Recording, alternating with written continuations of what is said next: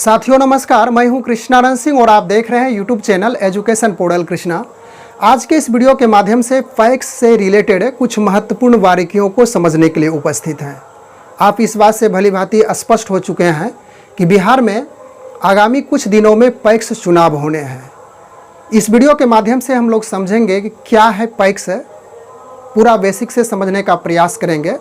PACS क्या है, इसके क्या कार्य है, चुनाव प्रक्रिया क्या होती है, कब होगी चुनाव, इसका कितने पदों पे चुनाव होने हैं, एक एक करके हर बिंदु पे संक्षिप्त विश्लेषण करेंगे।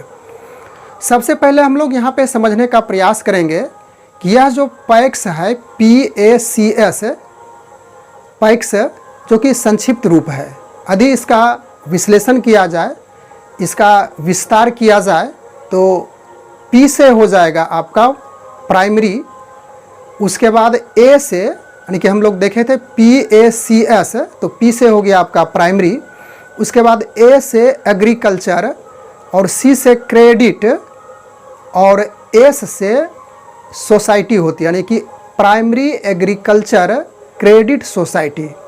यदि इसका हिंदी रूपांतरण किया जाए तो प्राथमिक कृषि साख सहयोग समिति होती है। हम लोग पैक्स को सीधे तौर पे समझते थे पैक्स, इसका हम लोग संक्षिप्त रूप समझ रहे हैं। उसके बाद जो विश्लेषण होता है, यानी कि जो विस्तृत रूप होता है, उसे भी समझे। उसके बाद इसका हिंदी नामकरण भी हम लोग समझे कि प्राथमिक कृषि साख सहयोग समिति होती है। अब हम लोग यहाँ से समझें कि पैक्स क्या है, पैक्स में किसको बेनिफिट्स मिलता है, किसको इससे मदद मिलती है, किसको लाभ मिलता है।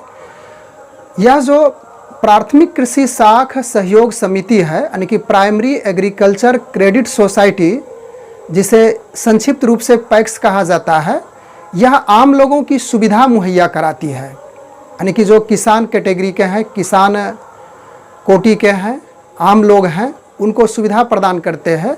और इसमें किसानों को सस्ते ब्याज पर लोन भी प्राप्त हो जाता है, यानी कि सस्ते ब्याज पे इसे कुछ मोटी राशि, मोटी रकम प्राप्त होती है।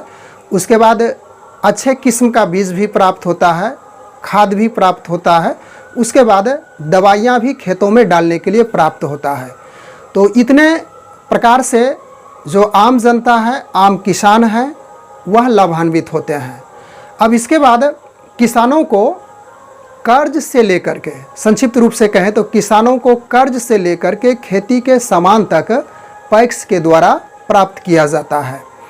पैक्स चुनाव प्रक्रिया में जो इसके सदस्य होते हैं, यानी इसमें सदस्य का नामकरण किया जाता है, जोड़ा जाता है वोटिंग के लिए। तो इसके जो सदस्य होते हैं वही वोटिंग करते हैं और इसका चुनाव बिहार राज्य निर्वाचन प्राधिकार करवाता है। यानी कि बिहार राज्य निर्वाचन प्राधिकार के तहत इसके सदस्यों का चुनाव होता है और यह एक प्रकार की सहकारी समिति भी कह सकते हैं, यह सहकारी समिति कहलाती है। इस बार चुनाव 25 नवंबर से प्रारंभ होगा और 5 दिसंबर तक यह अंतिम होगा और इस 25 नवंबर से 5 दिसंबर तक 5 चरणों में संपादित होगा और इसका चुनाव बैलेट पेपर अर्थात मतपत्र की सहायता से किया जाएगा। अधिसूचना जारी होने की बातें 15 नवंबर 2024 को कही गई है और जिस दिन इसका चुनाव होता है उसी दिन काउंटिंग अर्थात मतों की गणना भी की जाती है। इसके बाद हम लोग कुछ महत्वपूर्ण बातें भी समझेंगे बोर्ड पर आकर के। बोर्ड पर आकर के हम लोग इसलिए समझेंगे कि वहाँ से यदि कुछ बोलने में यदि आपको याद नहीं रहा हो तो बोर्ड पे स्पष्ट रूप से आप समझ सकते हैं उसको, हर बिंदुओं को। इसके लेकर जो बिहार के चुनाव जो राज्य निर्वाचन प्राधिकार हैं सभी को निर्देश दिए हैं शांतिपूर्ण और निष्पक्ष चुनाव के लिए। जो जिला के DM होते हैं, जिलाधिकारी, DM, DDC, DCO इत्यादि को सूचित कर दिया गया है कि इस बार जो पैक्स का चुनाव होने हैं वह शांतिपूर्ण और निष्पक्ष तरीके से कराने की आपकी जिम्मेवारी रहेगी।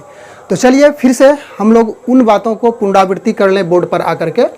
बिहार पैक्स इलेक्शन 2024, पैक्स का हम लोग जो एब्रीवेशन देखे थे वह पैक्स हुआ और इसका यदि फुल किया जाए, फुल फॉर्म किया जाए तो प्राइमरी एग्रीकल्चर क्रेडिट सोसाइटी होती है और इसका हिंदी नाम प्राथमिक कृषि साख सहयोग समिति होती है। कुल पद 6819 है और इसमें 5 पदों पे चुनाव होने हैं इस बार।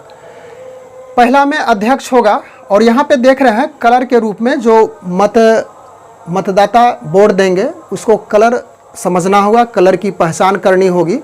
यदि लाल रंग का मतपत्र हो यानी कि बैलेट पेपर की सहायता से इसका मतदान होता है पैक्स के सदस्यों का चुनाव के लिए, तो अध्यक्ष का चुनाव के लिए लाल रंग का मतपत्र होगा। उसके बाद दूसरे में है प्रबंध समिति, जो सामान्य कोटि अर्थात जनरल कैंडिडेट होते हैं प्रबंध समिति, तो इसका नारंगी रंग का बैलेट पेपर होगा, नारंगी रंग का मतपत्र होगा। तो स्पष्ट आप हो जाएंगे कि वह सामान्य कोटि के प्रबंध समिति है। उसके बाद तीसरे नंबर पे है पद में प्रबंध समिति ही है और यह पिछड़ा वर्ग VC के अंतर्गत होगा और इसका बैलेट पेपर हरा रंग का होगा।